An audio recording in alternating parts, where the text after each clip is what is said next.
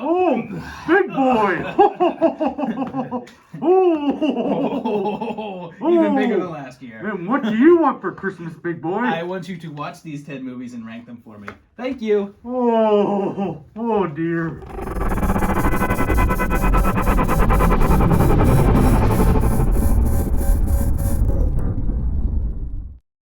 'Twas the night before Christmas, and all over the earth, holiday movies are made of varying worth. Well, we've watched 10 more, like we did the Christmas past, and now we've ranked them all from number 1 to dead last. That's right. I hope you're ready for this, because we've got these 10 movies lined up to rank and discuss another batch of holiday horror.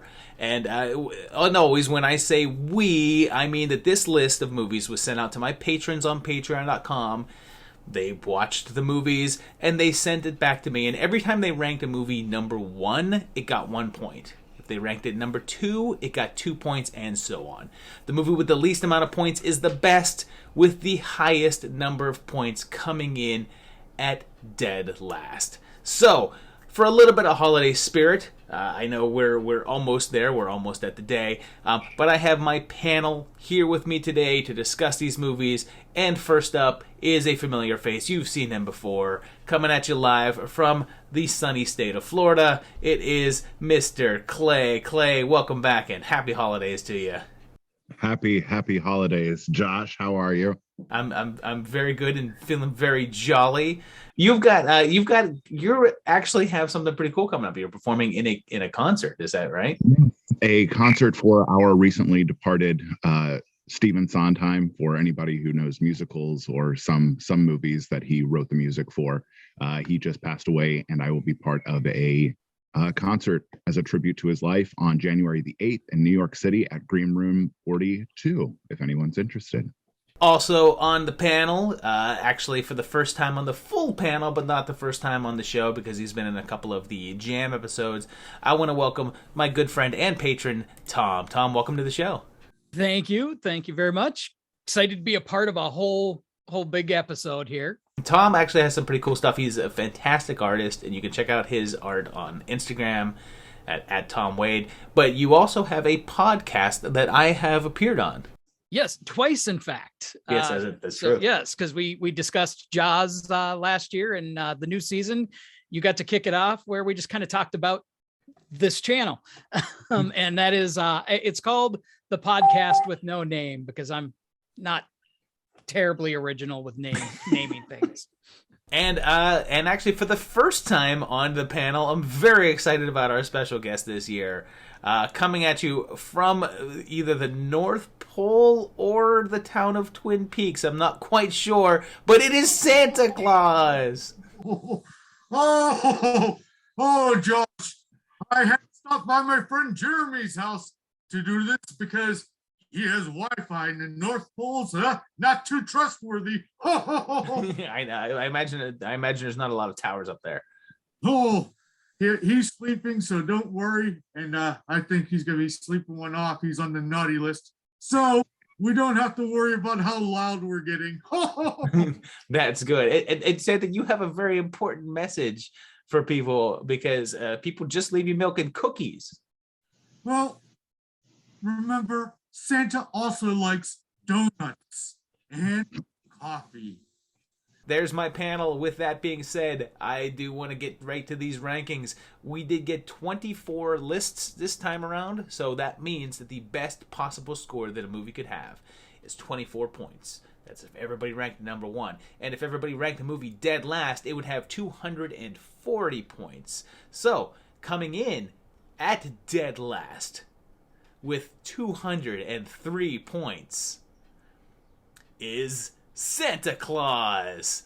That's right, this movie was ranked dead last 9 times, and the best score that it had was 4th place, which it got twice. On the panel, it did get 2 dead lasts. Thom and Clay both gave it your dead lasts. Santa, for a movie sort of named after you, you gave it a better score. You gave it 8th place, and I gave it the highest on the list, and I gave it 6th place. And I'm sorry about that. first of all, I'll say that I had not seen any of the movies on the list except for A Christmas Horror Story previously, just from a bad movie rental that I got one day. But this one, I thought maybe this would be really fun and cool, like a really bad horror movie things that you like, Josh, terrible, crappy movie. So I'm not surprised where you ranked it. I thought they were going to be more creative than actually using like a garden claw for the weapon. I think that's what upset me the most about this movie. I didn't think the direction was good. The story, obviously, what story? And I couldn't get into it. I found myself wanting to look down at my phone and just play Candy Crush watching this movie because I felt bad for all the actors in it, probably hoping that they were going to be in a good movie. And unfortunately, that didn't happen. I don't know what else to say on this one. Yikes. I actually was feeling bad for the actresses where literally I had a feeling their whole direction was, okay, you're going to take a shower, strip down. Okay, you're going to pose for the camera, strip down. I can go along with exploitation if the film is crazy enough, but this film was kind of boring and had a somewhat serious idea because it's the whole, it's one of those, the fan is obsessed and stalking his favorite star thing type of stories.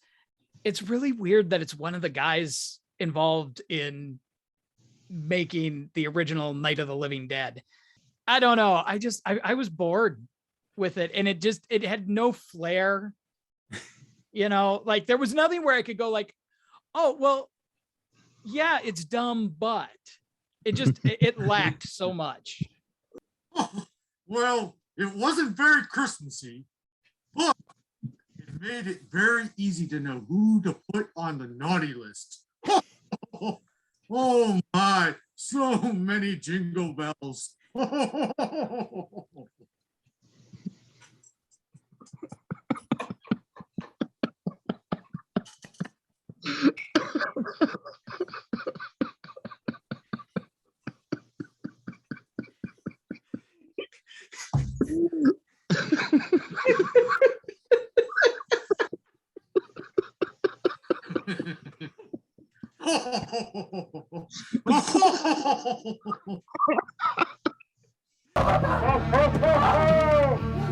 To me, I happen to enjoy watching train wrecks, and this is about as big of a train wreck as it comes, because I want to point out that this is, it's from the writer, like the co-writer of Night of the Living Dead, and he worked with George Romero on several other movies. Like, this is a guy that knows filmmaking and yet made something that is basically like a high school student making his first movie. I mean, there's a scene where a guy goes into a novelty shop to buy a Santa suit, and the shopkeeper is literally standing at the counter with his arm on a Santa suit, like waiting for him.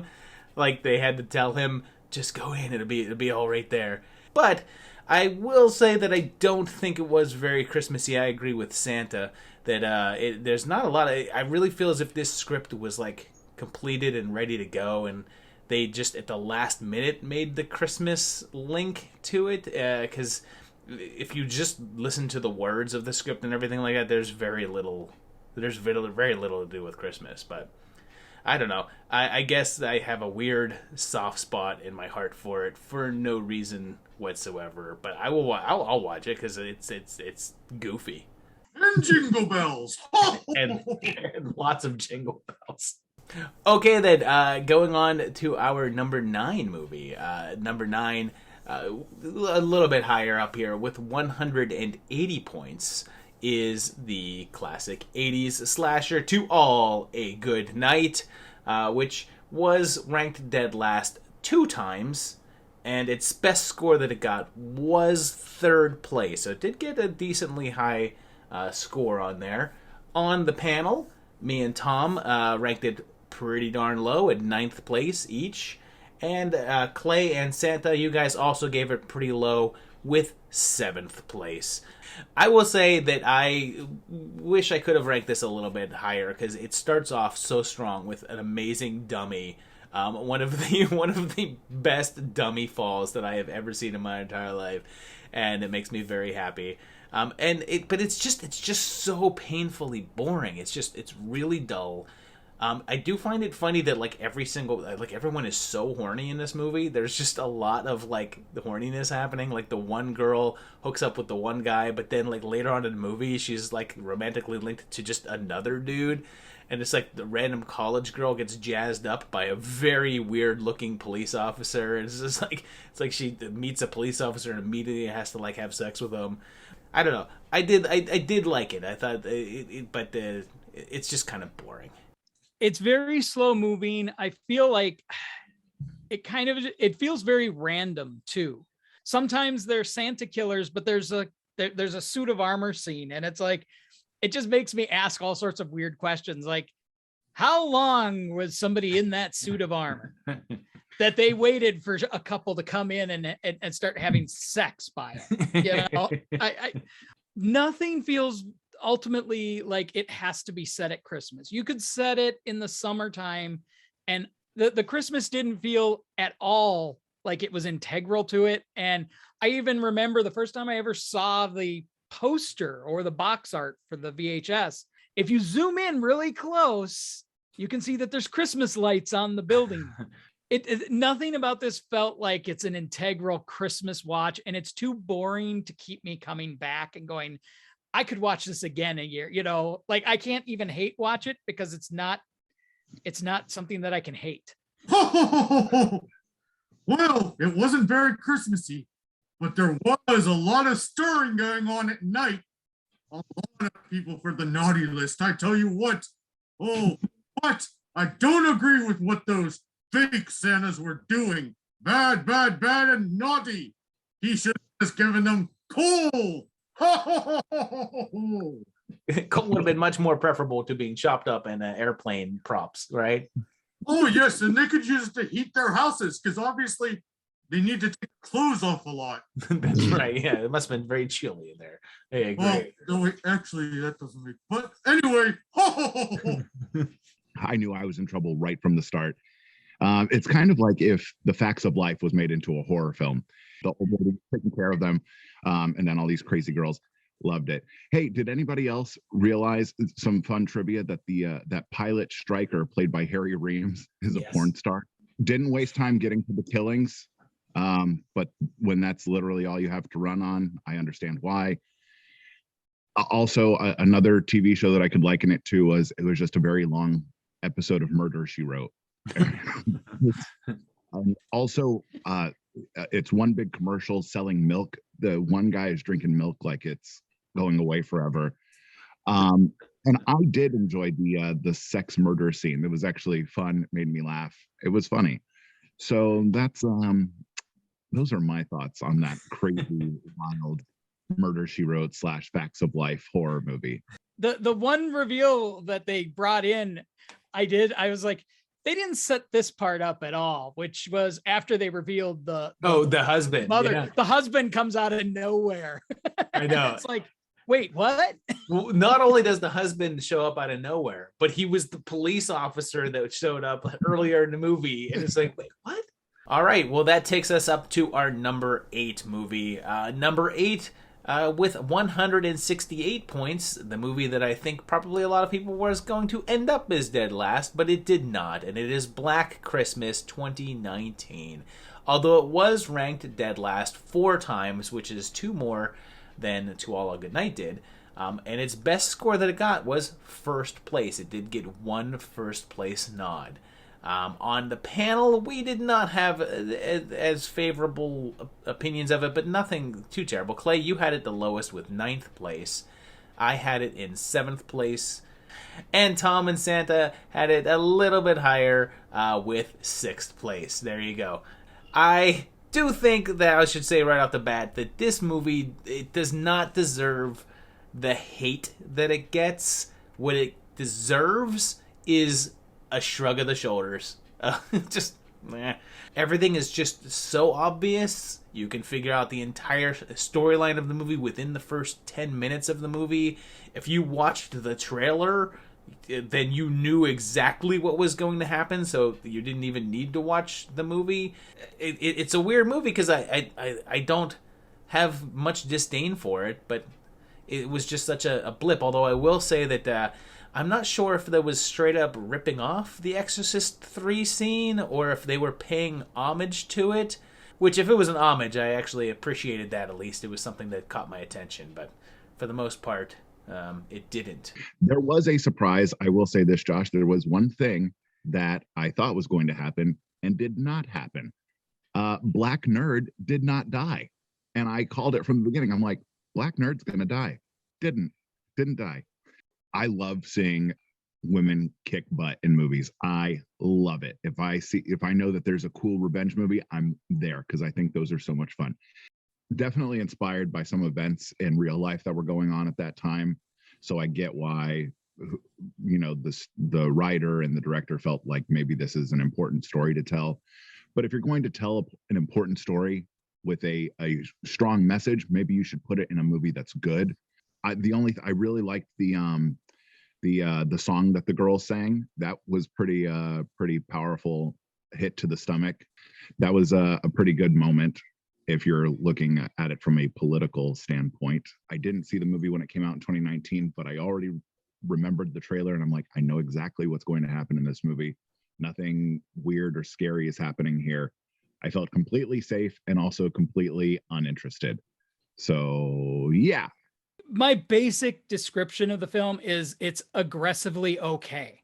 Some of the things I liked was I thought there were some cool shots. When the body's dragged off screen, that's a great shot. It really is. That leads up to the title card. There were some neat shots, but I feel like ultimately, ironically, the movie undermines itself a lot because on the one hand, the argument that it's anti-male or says all men are bad, and the movie does the whole toxic masculinity thing, but it does it where it's literally a toxic goo. You get infected and become non-human. And that undermines anything they're trying to do in my book.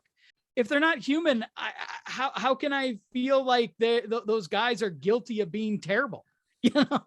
They're completely taken over. They have the film establishes clearly they are not human anymore. And I think that undermines the more political minded message, but like, I can watch it. I was able to get through the whole thing. There wasn't a point where I'm like, I got to turn this off. It's just that bad, type of thing. Oh, it wasn't very Christmassy, but it looked quite beautiful. The white snow, Christmas lights, very, very nice. And the movie looked nice. My big question is, okay, we know all the fraternity guys are on the naughty list, but all those on the nice list, all of our heroes, they didn't feel like people that should be in sororities or fraternities. It was very confusing to Santa. That's some excellent insight from Santa Claus. Oh, well, I know my people. And one more thing about all this woke stuff. A diverse cast? The world is made up of many different people. Why would you get upset? Thank you, Santa. Thank you for that message of love. So that'll take us up now to the area of the ranking that I get a little bit I get a little bit upset with, because a couple of these movies ranked a little bit lower than I would have liked. And coming in at number 7 here with 145 points is Santa Jaws. Santa Jaws was ranked dead last 3 times, and the best score that it had was first place. It did get a first place nod. And on the panel, what the hell's a panel? Who says panel? On the panel, we did have one dead last. Santa ranked Santa Jaws dead last. Thom and I both ranked it fairly highly in 4th place. And Clay, you gave it the highest score with 2nd place. But I want to hear, what did Santa not like about his shark namesake? Well, it wasn't very Christmassy. First of all, I am not a shark. Ridiculous. And secondly, all these people were being murdered. awful stuff eaten by sharks. No one seemed to care. They're just like, oh, Dad just died. Naughty list for Santa Jaws. I enjoyed this one a lot, Santa. I hope I don't get on the naughty list for liking this movie. But I really love this movie. I like all those crazy Roger Corman type, CGI Sharktopus. I like all of those movies. So seeing the shark like that, with those terrible graphics really excites me. So I guess I'm like you in that fact, Josh, where I like a really bad type of movie. And so it gets my gears going. There were some some great quotes that I loved. You better watch out. You better not die. That's wonderful. Ho, ho, ho, you son of a fish. Another winner. Also, that pen is awesome. And I want to find somebody who can recreate that for me. I want a fountain pen just like that. The magic is not necessary. I just want it for practical uses. Well, I rank this one as number 4 because this movie hits that sweet spot for me. This is when I talk about enjoying bad movies, this is that perfect blend of cheese that I happen to like. It doesn't take itself seriously, but it also isn't trying to be bad. They actually somewhat took it seriously as they were making it, which I appreciate because that makes it feel a little bit more natural. And the pen is it's weird because the pen is like the most underused plot point in all of film history because it's a pen that you can draw anything to come to life with. It's like okay, so draw like a massive armed submarine that you can take and blow up the shark, but budgets. And I also I love so much that this film's entire story revolves around one family and a giant shark, and they could be perfectly fine by just not going anywhere near the water, but they just keep going near the water, and it's just I don't know, I love that so much. And it's not a great movie. It's a bad movie, but it is perfectly enjoyable. The clear lack of creativity that kid had with the pen, because his comic book shop boss gets it and draws himself a Russian girlfriend and a nice car, and he instantly was like, how can I do something? What can I do for myself here? And it's a dumb little side comedic plot point, but I kind of like the fact that they can't come up with anything to beat the shark with that pen. But the bad CGI, I think, really benefits this one because it just makes it so. If they had actually had good effects, I almost think it would have made the film worse because it allows you to. You're never drawn in and worried that you never have to think, well, what if it gets good? It never did that to me. No, I could just sit back and go along for the ride of this dumb story. It's funny. I like kind of the idiocy. Everybody's kind of an idiot in it. And I'm a sucker for, as an artist, when your hero is an artist, especially a comic book artist, I'm like, more of that. Well, I know that there's going to be some people out there that are very disappointed with Santa Jaws being in 7th place, but I guess that's the way the rankings roll. But coming in at 6th place is the one that's the saddest for me because of the 144 points, just 1 point ahead of Santa Jaws, is Sleigh Bells. Sleigh Bells was ranked dead last 3 times, and the best score that it had was 2nd place, which it got twice. On the panel, Clay, you had it the lowest at 6th place. Thom, you had it a little bit higher in 5th place. Santa, you've got it in 4th place, but I have it the highest out of us because I have it in 2nd place. And I guess I will discuss why I ranked Sleigh Bells so highly. And for me, it all comes down to expectations. It was something that I had very, very little hope for, and I turned it on, and I started to cringe, and as the movie unfolded and became longer, I started enjoying it way more. You had 3 characters that I thought I was going to hate terribly, but I ended up finding them all very charming, and I liked the leads.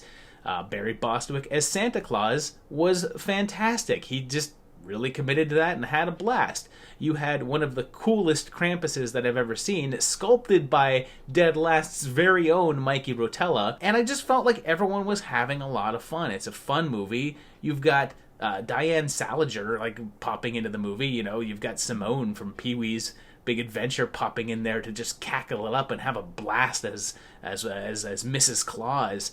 And you know what? For being the low budget movie that it is, it was actually really well made, and it ended up just being a very charming movie. And I think I have it so much higher up on there, as you'll see from some of the ones I have a little bit lower, just because of potential. This movie shouldn't have as much going for it, but ended up having a lot going for it. Oh, well, it wasn't very Christmassy, but I have to say, I really appreciated how they portrayed me in the movie. That Bruce guy, all muscly and biker tough. Oh, I know I could be just as tough as him, but I really liked what they did. Very good stuff. I tell you what, I just had fun. I like how they used Santaland, obviously an old abandoned park, but just a lot of fun. And that creature was scary, definitely on the naughty list. And I thought I was going to dislike the girls as well, but he ended up on the nice list. I enjoyed it. It starts out a little shaky, and the whole, it's centered around these internet personalities.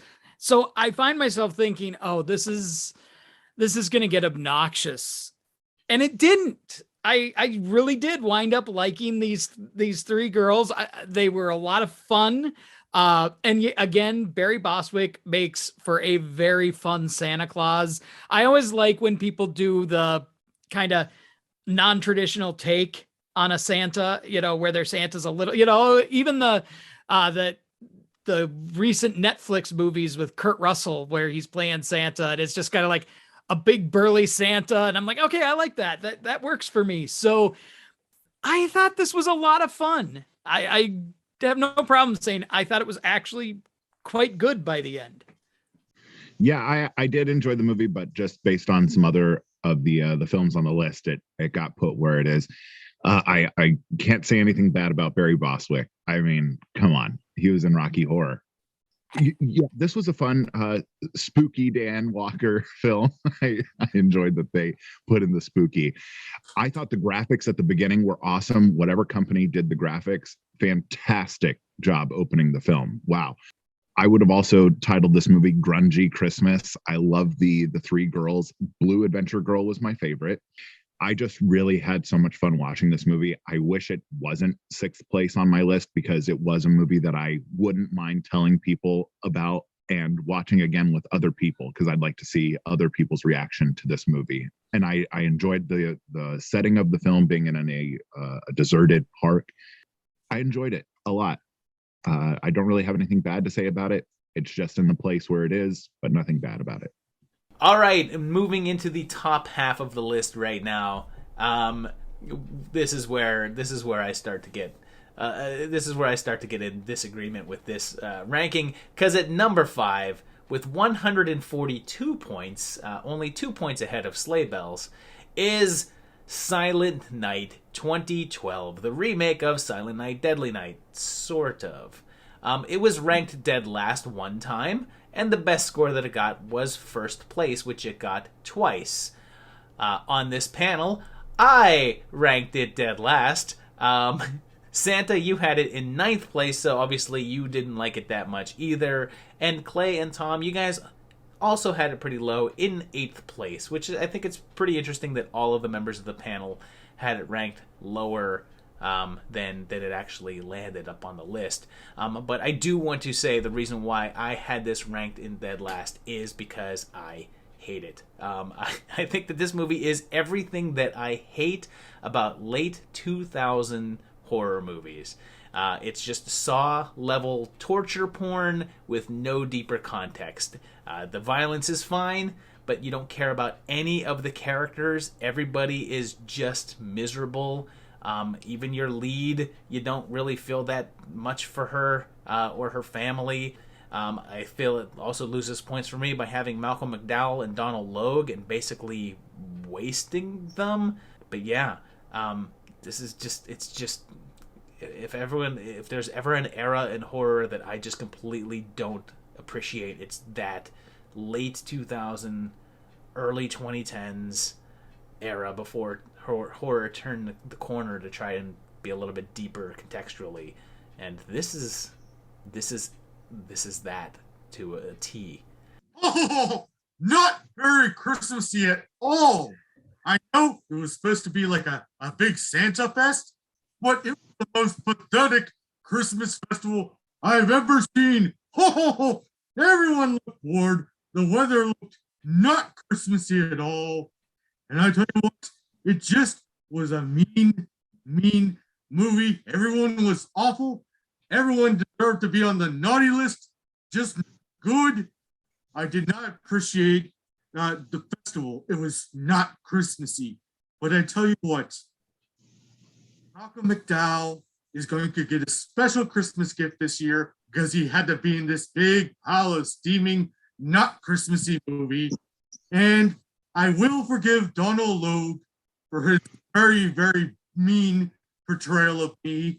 And maybe he'll get an extra something special as well. Ho, ho, ho, ho. Not Christmassy at all.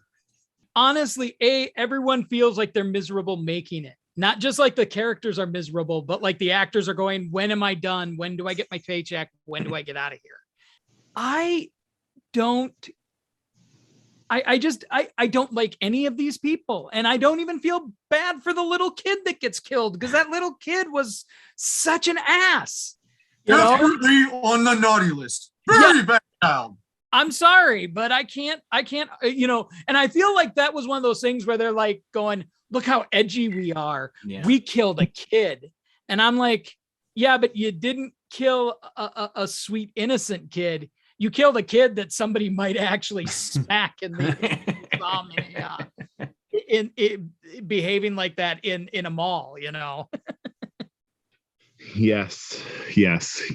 I will say some redeeming things. One of the coolest head splitting moments I've seen in a movie. Also, Santa is, I don't know what I was on when I was watching this movie, but I even though I hated it, I was trying to be positive. Santa is the coolest character to hold a flamethrower next to yogurt from Spaceballs. You're welcome, Santa. You're very cool. Even better than John Rambo holding a flamethrower. So I really felt like they could have slapped the title Saw on this movie and made it another Saw film. It's very much, like you said, torture porn, and I don't really go for that. I find myself looking away for, just trying to be that gory movie for gore's sake. Doesn't really work for me. Disappointed. All right, so going on to number 4 is another movie that I personally don't like seeing this high, but with 124 points, it is A Christmas Horror Story, which was ranked dead last 2 times, and the best score that it got was first place, which it also got 2 times. It was ranked first and last twice. On the panel, I had it the lowest. I had it in 8th place. Thom, you had it in 7th place. Clay and Santa, you guys both had it in 5th place. Oh, well, it wasn't very Christmassy. And I was very confused because so much is going on. So maybe that is why. But, Bill Shatner was just chewing up the scenery in the DJ booth for really no reason. But I liked it. And I tell you what, their portrayal of the elves, very creepy. And tell you what, sometimes they are. It was a very interesting take on me. Didn't really like it. Wasn't too Christmassy, but all in all, it was half naughty, half nice. Too much going on. Ho, ho, ho, ho, ho. I think it's well shot. I think it's a lot of fun. It's maybe it would have been a good addition to the anthology series that we did. I mean, I'm not upset about any of those movies. That was a lot of fun. I liked the story of the Santa and the zombie elves the best. I really enjoyed that. It makes me laugh. It keeps me engaged. The movie does drag a little bit in the middle, but that has to happen, sometimes, I guess, to get to where you want to get it to. Krampus, I think we should start calling him Daddy Krampus because, wow, he's jacked. And I will forever call that Krampus Daddy Krampus, as many of my friends would as well. William Shatner is a treasure, and it was once said about William Shatner that he could not act his way out of a paper bag, and I don't disagree. So there you have it. I gave this 8th place, so I guess I have it the lowest. But I don't. This is a movie that I don't hate. This is a movie I'm fine with. I don't want to get the. I don't want to give the impression that like, oh, Josh hates modern horror movies because that's not it. My issues with this movie is that this was somebody that saw Trick or Treat and they would said, let's make that but for Christmas, but then they didn't really figure out what exactly made Trick or Treat work. It just, the theme of Christmas doesn't come through enough.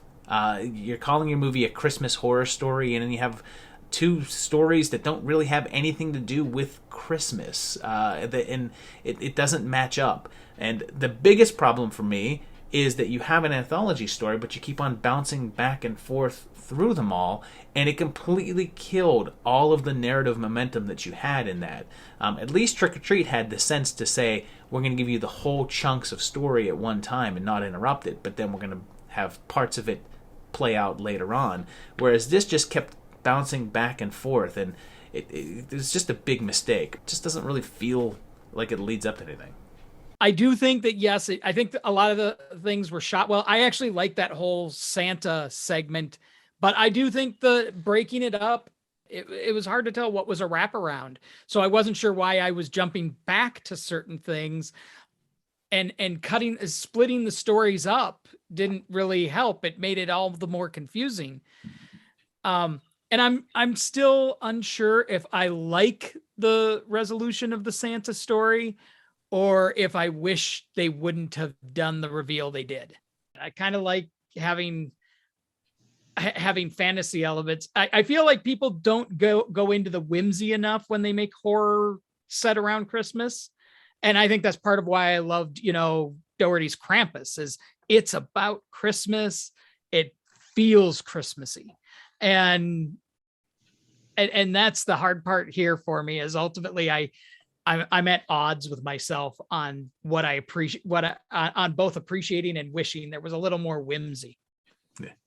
Going into the top 3 now, coming in at 77 points, which is a pretty big jump from 124 down to 77 points, is Better Watch Out. The worst score that it got was 9th place, and the best score that it got was 1st place, which it got 4 times. This is the first movie on the list so far that did not get any dead last rankings, but it got 4 first place nods. On the panel, I had it ranked the lowest, but not too low. I had it in 5th place. Clay, you had it in 4th place. And Thom and Santa, you guys both had it pretty high in 2nd place. I really liked this movie. Again, it's not 4th because I didn't like it versus a different movie. Virginia Madsen and Patrick Warburton, why were they even in this movie? That's confusing to me. So very much a Home Alone horror film, or like a Adventures in Babysitting, but where the villain is actually the kids that are being babysat. The having the child as the villain was very disturbing and so much fun. And the kid is such a good little actor, that he makes you believe he would be this crazy. I want the ending was semi-satisfying because you know that he's going to get caught because Ashley stays alive. But I actually wanted to see him get in trouble. I wanted to see the reaction of the parents of him getting in trouble. Some good comedy writing as well in the film. I so could not stand that kid, you know, and it's a testament to the film. Like I was right the minute I realized what was going on with this kid. I'm like, this kid needs to go down. There were moments though in the film where I was super tense. The Home Alone scene, when they're playing that out, I was really, really drawn in. I found myself with this one that I couldn't stop watching because I had to see some resolution. The character of Ashley is a great horror heroine because she is in control. She's scared. It's not that she's not scared, but she doesn't lose control for half the movie and then have to come back from that.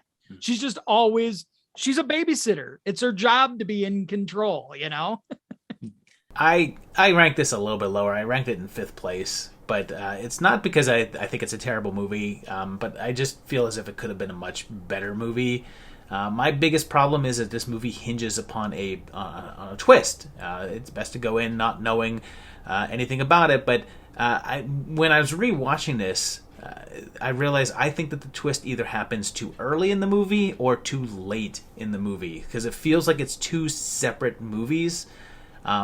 And I feel like they either should have gotten to the kid being evil quicker, or stalled it and played up the whole what's going on here, because as it is, it feels like two disjointed halves. They sold the movie on it being like a twisted take on Home Alone, but that's literally one scene. There's one sequence with the paint can, and I almost wish that they had elaborated on that a little bit more. The scene where his friend asks for his mommy right before dying, I thought was extremely effective, and my mom was a genuine chill in that movie. But and oddly enough, not enough Christmas in it for me. I'm sure, and you know who else might think that there's not enough Christmas in it is Santa. Oh, yes. It wasn't very Christmassy, but I enjoyed it because I tell you what, that little bugger has always been on the naughty list, and now he's on the police jail list forever. Lock that little bugger up. Bad kid, naughty list all the way. And his poor friend, I tell you what, he was on the naughty list. He did a lot of drugs. A good advertisement for Just Say No until college, because there's a time and a place for that. Not that Christmassy, but I enjoyed it. It was creepy, and I liked Hoodie. He had interesting taste in ornaments and ties. That was quite Christmassy. But all in all, yes, I enjoyed Better Watch Out. But now we go into the final two, which was actually a very, very, very tight race. But coming in 2nd place with 71 points is Anna and the Apocalypse, which had the worst score that it got was 7th place, which is pretty decent. So far, that is the lowest low rank that a movie has had. And the best score that it got was 1st place, which it got 6 times. On the panel, everyone was pretty consistent. Actually, me, Thom, and Santa all ranked it in 3rd place. And Clay, you had it as your number 1. So obviously you loved it. I did. And you know, I'm a degree holding musical theater junkie. So of course, a horror movie with music in the background, or, you know, as part of the story. I think that's such a fun sequence when he's singing and listening to her music and not noticing the absolute chaos going on around her. I think that's just such a great moment in that film. And what's crazy is the songs are actually pretty good. It really was like High School Musical and zombies, but almost better than High School Musical. The whole pageant scene was really funny. It had me laughing out loud. Everything that was going on, the penguins, The script overall isn't terribly great. The songs kind of really push things forward. And it lost me between the songs, the scenes. It could have been a lot better, I think. So for that reason, because the overall movie is a musical, which I love, and I thought the movie was funny and the songs were engaging, I put it as number one. I want to like this movie way more than I actually do. I really want to like this movie. And this movie has so much going for it. Oh, the leads are great. The songs are actually really catchy and they're fun. It's directed well. It's got a sense of style about it. But sadly, I feel like it just doesn't add up to anything, and I don't think that it says anything that it's trying to say. And I'm not sure that they knew what they were going for, because you had silly and lighthearted going on at the same time. You've got this goofy kind of fun movie, but then you've got a shot where like a zombie is eating a baby out of a stroller.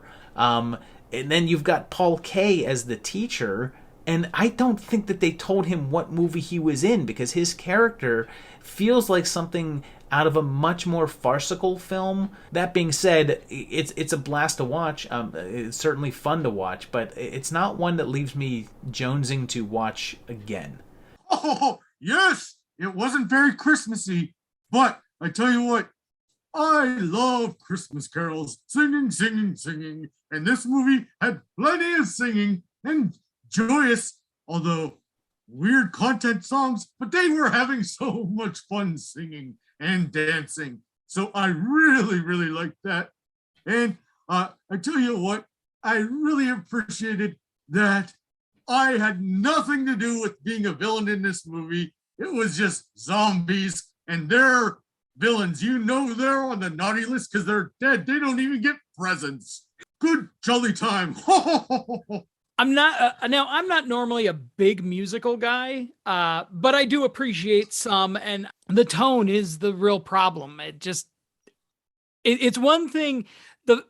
During the songs, I can accept the silliness of the tonal inconsistency. That works because of the element of they're singing the song. But when it's not, it just seems like. And like you say, there are certain things, the zombie eating a baby, that's just kind of like, that feels like a step too far because it's not silly. It doesn't create a silly tone in that moment, you know? Mm-hmm. But I like this a lot. I like the songs. I don't think that it's one that's going to be like on my watch list every year, but I'd certainly sit through it again if somebody wanted to with me, you know.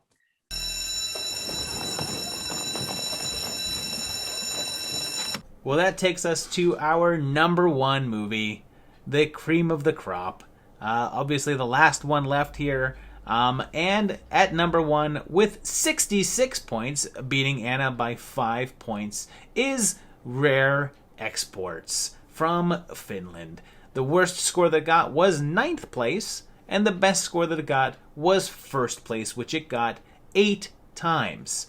On the panel, Clay had it the lowest with 3rd place, which, you know, the lowest ranking on the panel being 3rd place is pretty awesome.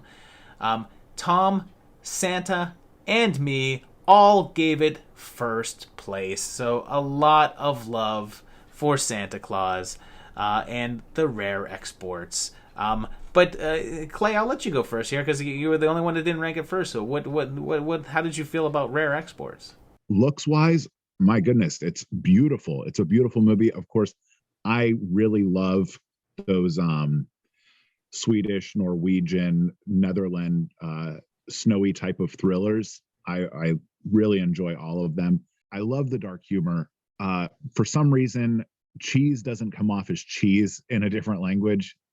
And fun fact about Rare Exports, the Academy Award-winning Cate Blanchett, it's one of her favorite movies. Like I said, I can't talk enough about the visuals. It's just a beautiful movie, which I really enjoy. I love good cinematography. I love good location work. And the actors, the characters are well set. The movie does a really good job keeping the tone the way they want it and the way they want the audience to view it. I can't say anything bad about it, but the musical thing had to go above it. The way they built this up was so fun. I really liked the kid. The kid was a fun performer, and just the idea that these people are trying to figure out this weird mystery that's been discovered from a mountain. And there's this whole subplot that never gets fully addressed, which is the real Santa Claus. It's a fun dark fantasy as the film goes, because just the way that you've got this little kid who's solving the mystery, and his dad and his dad's coworkers, they're trying to figure out a way to make some money off of the weird man they've found. I really liked it. It's fun to watch, and I've seen it twice. No, I've seen it 3 times now. I didn't find myself getting bored going, okay, let's get to the good stuff. No, I just I enjoyed going along with it playing out. And I think it's a fun movie. We talked about the tone of Anna and the Apocalypse, and here you have that same sort of thing where you have this mixture of things that are creepy and spooky, but also sort of absurd. But this film managed to balance it perfectly.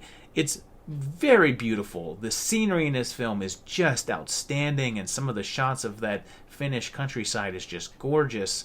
And it's only ruined, I don't want to say ruined, but the only black mark on this film for me is the CGI at the ending, which was very noticeable. And obviously it was an issue with budget at the time, but it was something that was distracting, especially considering how low-key the rest of the film is. Yeah, it's great. I mean, it's definitely the definition of a slow burn, but it is excellent. And I really, really enjoyed it and feel as if it deserves that number 1 spot. Oh, it wasn't very Christmassy, at least what we perceive as Christmassy. Oh, those Finns have a very interesting idea of what I am and what Christmas is like. Very, very depressing and sad indeed. Oh, now I tell you what, if I was actually a big creature, that big frozen in ice, there was no way I could get down chimneys. I would smash entire houses. Oh, but I tell you what, all those children in this movie deserve to be on the nice list after what happened to them, and deserve all the gifts that have coming to them, even though they sold all those creepy elves into slavery at the end. Oh. So there you have it. There's 10 movies for Christmas, 10 gifts, and a couple of lumps of coal in there for you. But let's take a look at this ranking and see how it shook out. And this is probably one of the lists that I have the most disagreements with. There's definitely a few things in here that I would not put up as high, and some things in there that I would have had higher. But that's just me. And hey, these rankings are aggregates, so it's not all about what I wanted. And this is how it stands. Let me know how you guys feel about this list and what you agree with or disagree with down below. Put it in the comments. What would you want to see higher? What would you want to see lower? Perhaps if you want to make some really terrible, weird comments about the 2019 Black Christmas, and then we can all laugh at you for those comments. Go ahead. So there you go. I want to thank you guys for watching this video. I want to thank my panel. Thank you guys for coming on to join us on this Christmas episode. And this might be, I think we've kind of tapped out on the Christmas movies. I think we've hit all of the big ones. I don't know. This might be the last Christmas themed one. I guess we'll find out next year. One last message to all the children out there. Home Alone is not a Christmas movie. It's a movie about child neglect and abuse. Also, Die Hard, not a Christmas movie. If it's considered a Christmas movie, so is First Blood. But Gremlins is a Christmas movie. Thank you, Santa. Thank you. I always thought First Blood was a Christmas movie. Yeah, No one says it is, though. Well, thank you guys. Thank you for my panel. Thank you, Santa Claus. Thank you for coming on board. I appreciate it. And I appreciate you guys for watching. I appreciate the patrons. As always, the patrons always help keep this channel going. And you can too by going to patreon.com/movietimelines. That would be awesome. And yeah, we'll see you guys again very shortly. Thanks, guys, and have a great holiday no matter what you celebrate. Thank you. Happy holidays.